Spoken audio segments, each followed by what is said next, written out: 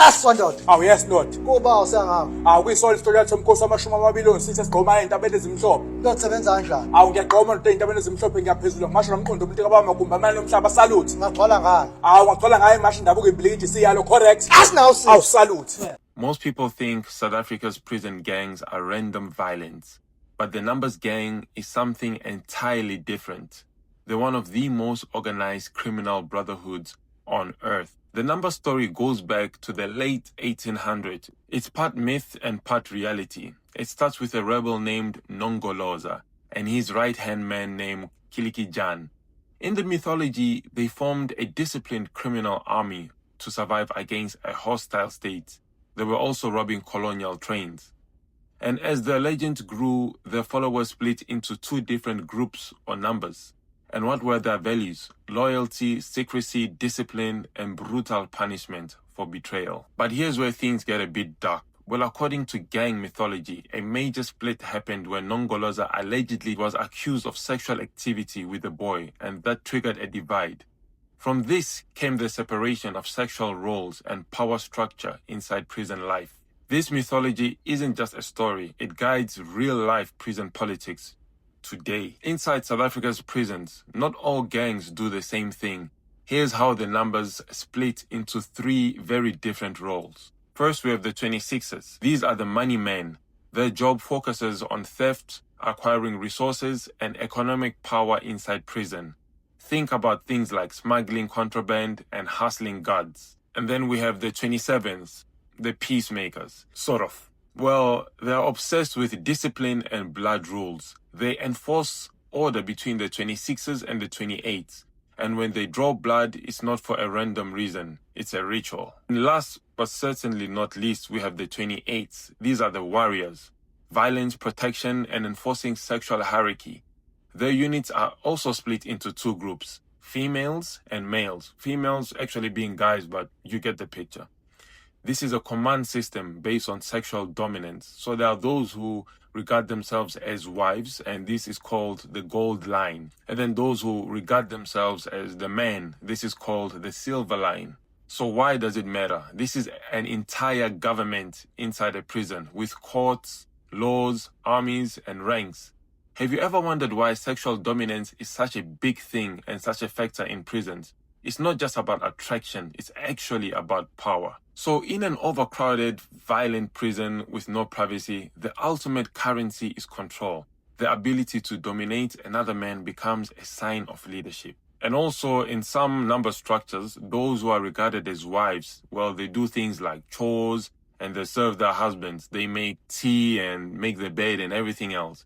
And the men in prison are there to protect and to provide, just like outside. And refusal to partake in these things can result in assault, even death. The mythology treats sexual roles like military ranks. Its shame, dominance, and discipline are all weaponized. And this is also why it actually matters, because this prison culture doesn't just stay in prison with these guys. It comes out with them into real life, and it spills out into real life. This is why many guys or gangsters think that a woman is supposed to do certain things for them because that's what they learned. So now can you see that the violence in Cape Town isn't just random? The mongrels, Americans, sexy boys, whatever these gangs want to call themselves, it's actually directed and controlled by men behind bars. So this is how it works. Most major gang leaders are in prison and they communicate their orders through smuggled phones, corrupted wardens, and visiting family members. So for instance, when someone on the outside is disrespected or disrespects the number rules, soldiers on the streets respond. Plus, when young boys go to prison for small crimes, they get recruited and trained.